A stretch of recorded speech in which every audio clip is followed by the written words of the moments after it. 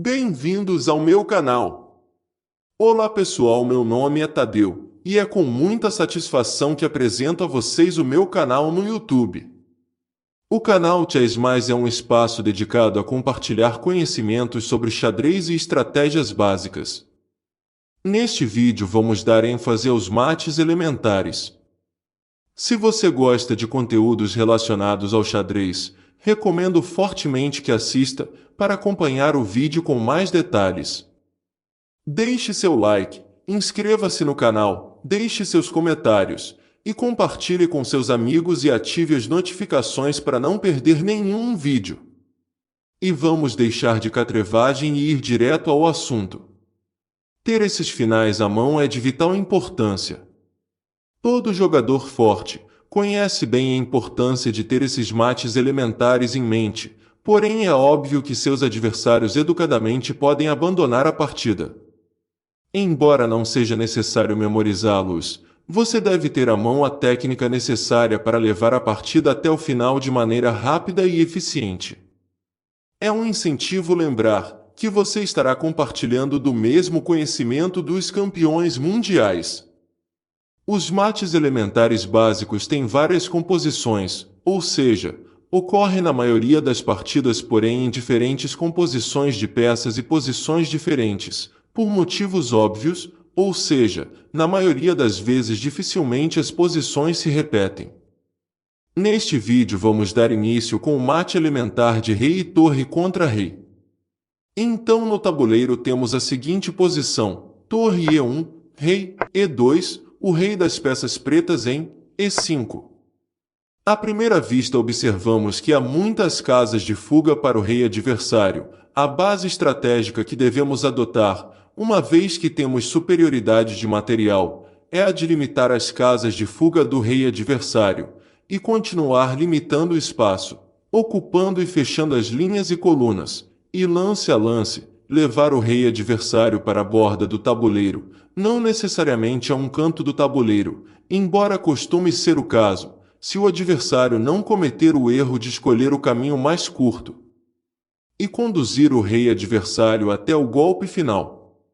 A peça que auxilia a essas limitações necessárias é a torre, que recebendo o apoio do rei, pode perfeitamente executar essa manobra. A princípio, notamos que o rei das peças pretas se encontra nas casas centrais do tabuleiro, mais precisamente na ala do rei, que no caso conta com 3 colunas para fuga, que facilitaria o nosso trabalho, por conter menos casas, se a opção de movimento for a coluna F, que certamente vai facilitar o trabalho, se caso for a escolha do adversário. E como o adversário tem em mente em dificultar ao máximo o nosso trabalho, a melhor opção é na ala da dama, pois há mais casas e tem mais espaço. Devo lembrar que em casos de finais podem ocorrer empates, ou por tempo, que seria o empate teórico, ou por exceder 50 lances, ou por 3 repetições de lances, e empate por afogamento do rei. Portanto, é de fundamental importância o conhecimento de como proceder e adotar a estratégia correta, e aplicá-la com a máxima precisão e eficiência possível. De acordo com as informações que detalhamos acima, vamos dar início. O movimento é das peças brancas, e o rei branco vai para D3, e nesse movimento, aplica um cheque descoberto, e na fuga, o mesmo se move para D5, e com esse movimento, cede a oposição ao rei das peças brancas, e o adversário escolheu a ala da dama por ter mais casas para fuga, movimentamos a torre para E4, e com esse movimento, limitamos as casas de fuga do rei das peças pretas, que está confinado na coluna D, e impedido de utilizar a 4ª linha do tabuleiro.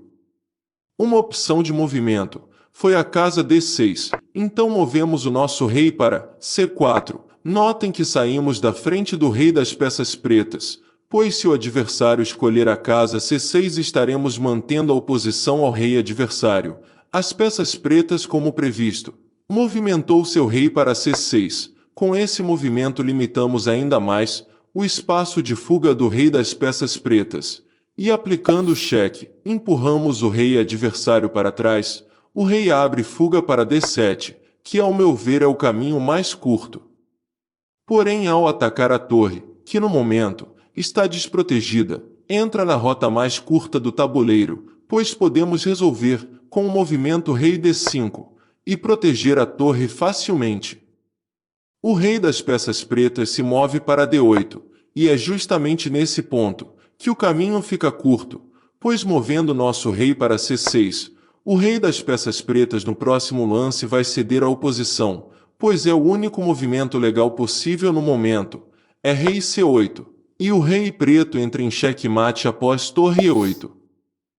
Como comentei, no quarto lance em que o adversário escolheu o caminho mais curto para a fuga do seu rei, vou mostrar que o adversário poderia ter prolongado a vida do seu rei, pois alguns aspectos de partidas reais, e se tratando de finais, pode ocorrer que se por acaso o seu tempo no relógio cair e seu adversário não ter material suficiente para aplicar o mate, a partida é considerada empatada. É triste, porém verdade, por fazer parte da regra do jogo.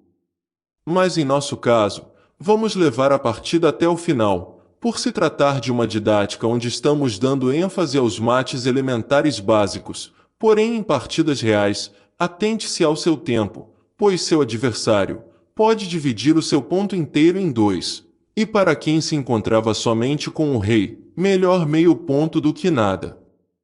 Então, voltando no caso do quarto lance, onde foi feito o movimento torre E6 cheque, o rei adversário se moveu para C7, e nota-se que com essa escolha, a rota de fuga prolonga a vida do rei adversário, e diante desse movimento, lançamos nosso rei para D5. Esse movimento defende a nossa torre, e o adversário, mesmo com nossa torre protegida, moveu seu rei para D7, ganhando um movimento a mais para o seu rei. Movemos a nossa torre para E1, somente para fazer um lance de espera, e dando ao adversário um lance a mais, porém devido à nossa superioridade de material, o lance a mais é provisório, e o momento de empurrarmos o rei adversário para a oitava linha está próximo, onde vai permanecer até darmos o mate. O rei adversário se move para C7, movemos o nosso rei para C5, pois como a ideia do adversário é dificultar ao máximo, repete o lance, colocando novamente o rei em D7. E note que manobramos nossa torre no sentido de fazer um lance de espera, pois nosso rei já se encontra em C5, e no próximo lance, ou o seu rei vai ceder à oposição, ou seja, o rei é posicionado à frente do nosso rei, somente com uma casa livre à frente do nosso rei, o que facilita o nosso trabalho, para conduzirmos o rei adversário para a oitava linha, porque o rei estando frente a frente, cria um bloqueio nas três casas de escape à sua frente, impedindo que o rei adversário avance, restando só a opção de recuar. Então movemos nossa torre para E3, o adversário é forçado a ceder à oposição, porém ganha um lance a mais para o seu rei.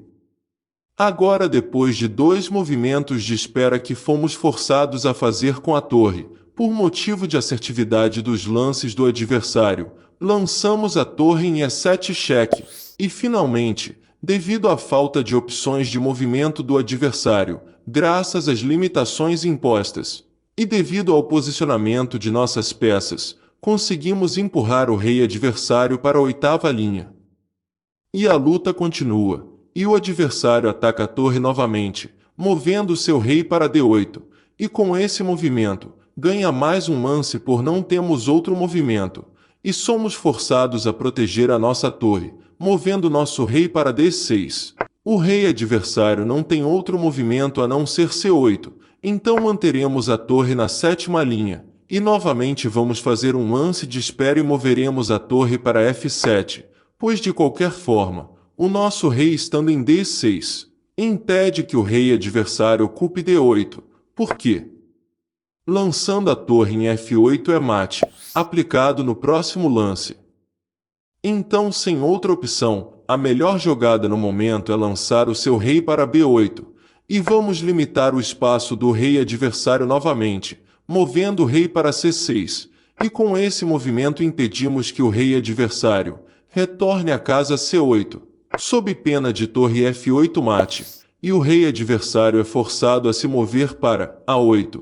Então movemos o nosso rei para B6, e nesse momento o rei adversário, não tendo nenhum outro movimento, lança o rei para B8, e cede a oposição ao nosso rei, e leva o golpe final com torre F8. Checkmate. Mas o objetivo do adversário foi alcançado, com uma simples escolha assertiva, pois conseguiu prolongar a vida do seu rei em mais 7 lances, que, como dito, se tratando de partidas reais, pode alcançar um empate por tempo, que seria um empate teórico. Quero aproveitar o momento para chamar a atenção no 12º lance, onde o rei das peças brancas fez o movimento para C6, e o rei adversário fez o movimento para A8. Observem que se a torre fizer o movimento para B7, ocorre o empate por afogamento do rei adversário. Portanto, o conhecimento e precisão dos movimentos é o que garante a vitória da partida, e não a superioridade de material. E assim chegamos ao fim deste vídeo, onde iniciamos a série sobre os mates elementares básicos. Espero que tenham gostado, e que essas informações ajudem a fortalecer ainda mais o seu conhecimento nessa fase de fundamental importância nas suas partidas. Mas calma, que isso é só o começo. No próximo vídeo, vamos nos aprofundar ainda mais e trazer para vocês o mate elementar de rei e dama contra rei. Então, não percam! Se gostou do conteúdo, já deixe o like, deixe seus comentários, compartilhe com os seus amigos e se inscreva no canal para não perder nenhum lance. E claro, ative o sininho para receber as notificações dos próximos vídeos. E o meu agradecimento especial aos professores e alunos das instituições de ensino público e privado que adotaram o xadrez nas atividades escolares de seus alunos, em especial a Escola Estadual Pedro Costa, na Vila Isolina Mazei, em São Paulo. Nos vemos no próximo vídeo, um forte abraço e bons estudos!